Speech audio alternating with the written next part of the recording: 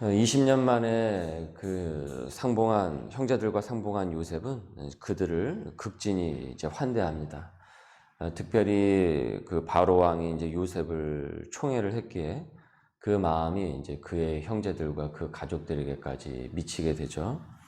얼마 전까지만 해도 이제 죽을 목숨이라고 생각을 했던 형제들은 오늘 본문 말씀을 보니까는 분에 넘치는 그 대우를 받습니다. 17절에 바로는 요셉에게 이르되 내 형들에게 명령하기를 너희는 이렇게 하여 너희 양식을 싣고 가서 가나안 땅에 이르거든 너희 아버지와 너희 가족을 이끌고 내게로 오라. 내가 너희에게 애굽의 좋은 땅을 주리니 너희가 나라의 기름진 것을 먹으리라. 이어 보는 대로 21절에 보니까 요셉이 바로가 명령한 대로 좋은 것들을 그 형제들에게 이제 대우를 해주고 또 마차를 내어주고 넉넉한 양식을 줍니다. 또 이제 옷 한 벌씩을 이제 다 해줍니다. 지금으로 말하면은 아주 정장 한 벌씩을 다 이렇게 고급 정장 한 벌씩을 다 해줬다라는 것이죠. 특별히 이제 베냐민에게는 은 300과 옷 5벌을 이제 더 줍니다. 형들은 20여 년 전에 요셉의 옷을 벗겼죠. 그리고 그를 구덩이에 던져버렸어요. 하지만 지금 요셉은 어떻습니까? 형들에게 옷을 선물을 해줍니다. 요셉 당시의 옷은 정말 귀한 것이었습니다. 이뿐만이 아니라 수나기 열필에 애굽에서 최고의 물품을 또 실어주고 암나기 열필에는 곡식과 먹을 떡 또 양식을 다 각종 양식을 실려서 보내요. 그리고 이 말도 덧붙입니다. 24절에 이에 형들을 돌려보내며 그들에게 이르되 당신들은 길에서 다투지 말라 하였더라. 다투지 말라. 형님들 행여 어떠한 이유에서든지 가는 길에 싸우지 마십시오. 이제 우리는 싸우는 가족이 아니라 화목한 가정이 됩시다.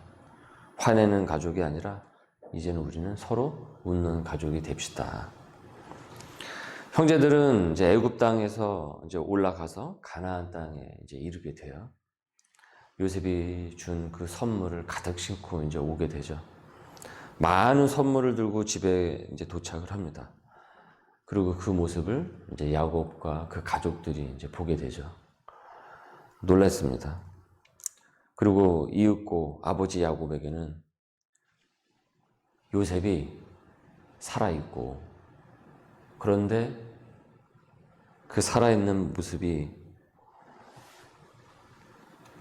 요셉이 그 애굽의 그 총리가 되었다라는 그 소식까지도 이제 전하게 되는 것입니다.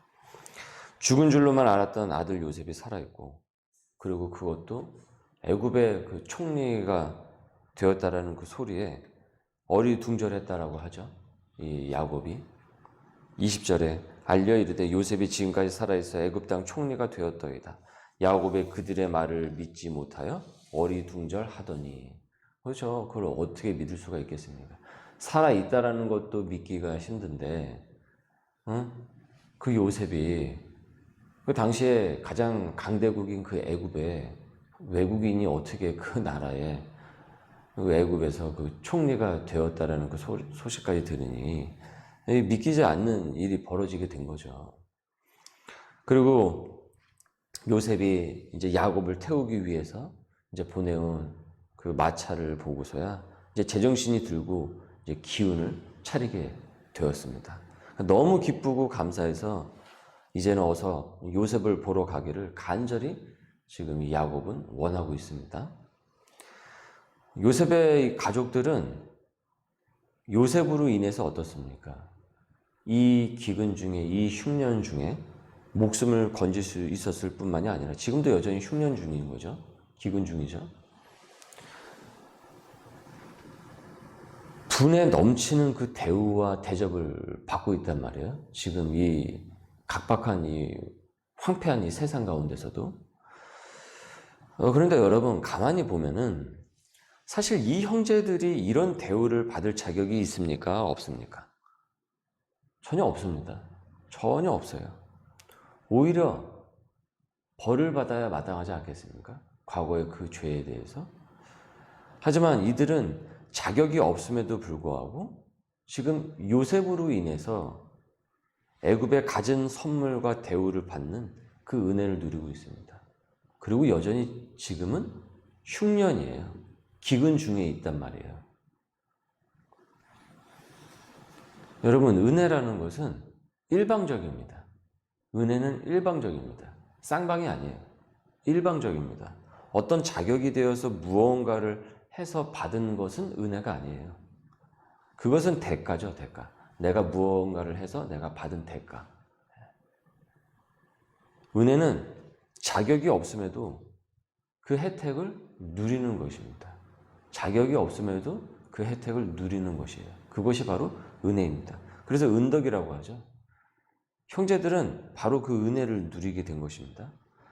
이 형제들이 누리는 이 혜택은 흡사 우리가 지금 우리 크리스찬이 지금 누리는 은혜를 연상케 합니다. 우리 그리스도인이 우리 성도가 누리는 이 은혜는 무엇입니까? 죄인이 의인으로 불리게 되었다라는 것이죠. 그래서 이신칭이라고 하죠. 칭의, 의인으로 불렸단 말이에요. 자격이 없어요. 저와 여러분이 의인으로 불릴 만한 자격이 있어서 의인이 된 것이 아니란 말이에요. 무언가를 해서 내가 의인이 되어서 구원받은 자가 된 것이 아닙니다. 나는 무능해요. 무력하단 말이에요. 아니 지금 여기 형들이 뭘 했습니까?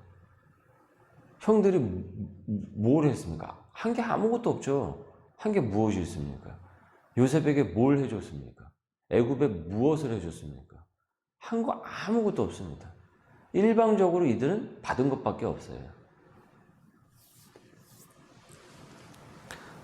그런 면에 있어서는 이들은 이 순간에 이 기근이고 흉년이잖아요. 그러니까 여기서 할 수 있는 게 없잖아요. 그러니까 할 수 있는 것은 결국 애굽에 가서 그 음식을 빌려오는 것 아닙니까? 곡식을 빌려오는 것 아닙니까? 그러니까 그런 면에서 이들은 무능하고 무력하단 말이에요. 할 수 있는 게 없어요. 그런데 할 수 있는 게 없는데 요셉으로 말미암아서 그들은 그 은혜를 누리게 되는 거예요. 이 황무지 같은 이 세상 가운데서 나는 무능해요. 이 죄악된 세상에서 내가 의인이 될 수 있는 길은 없어요. 내 능력으로는 되질 않아요. 무력하단 말이에요.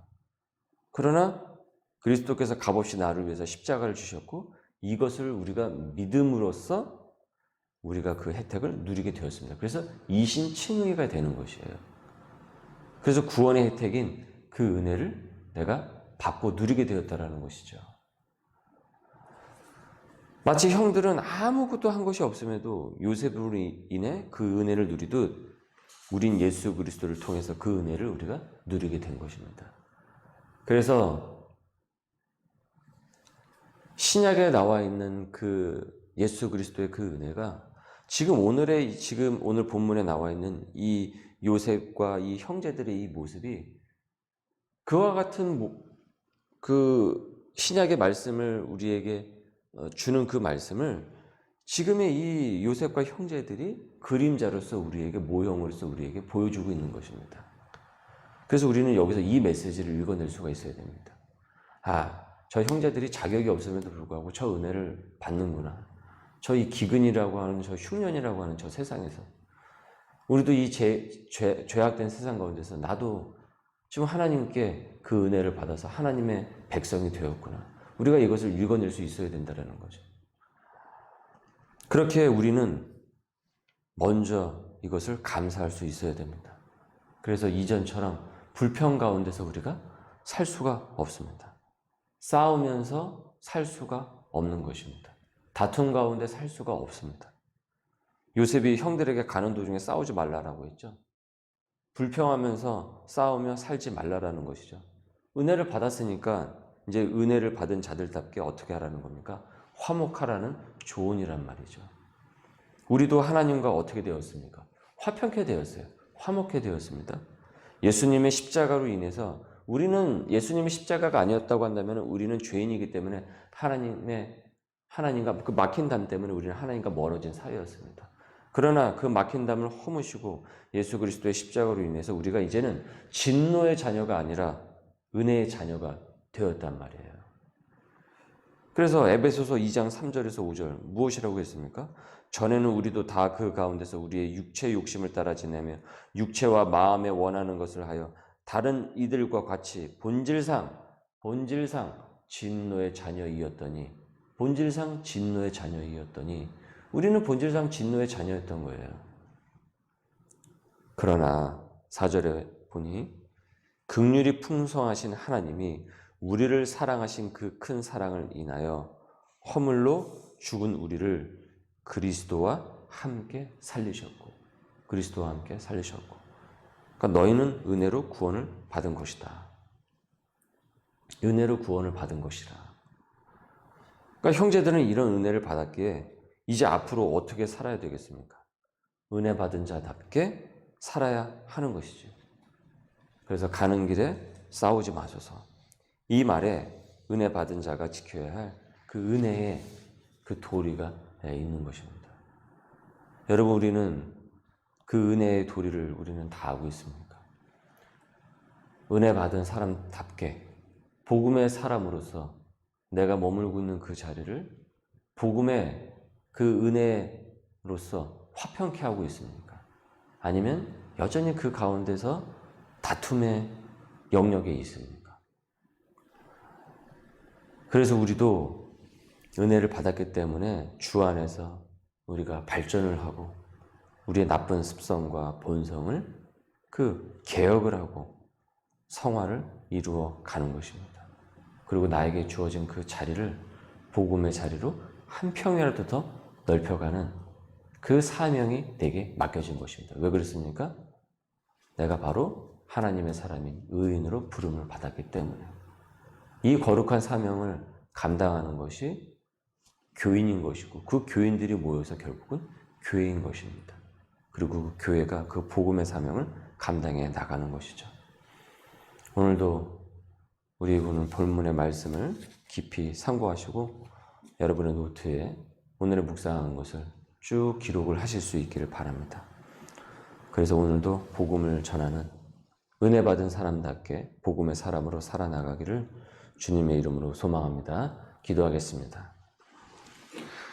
은혜가 많으신 주님, 자격 없는 요셉의 형제들이 과분한 긍휼과 은혜를 얻듯 그들의 모습에서 내 모습을 보게 됩니다.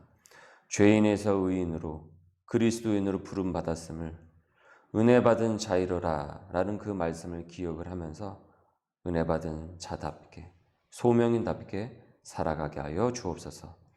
나쁜 본성과 그 습성을 개혁을 하면서 성화를 이루는 데 주저함이 없게 하여 주시고 복음을 온전히 누리며 화평을 전할 수 있는 오늘 하루가 되게 하여 주옵소서. 감사하며 예수님의 이름으로 기도드립니다. 아멘.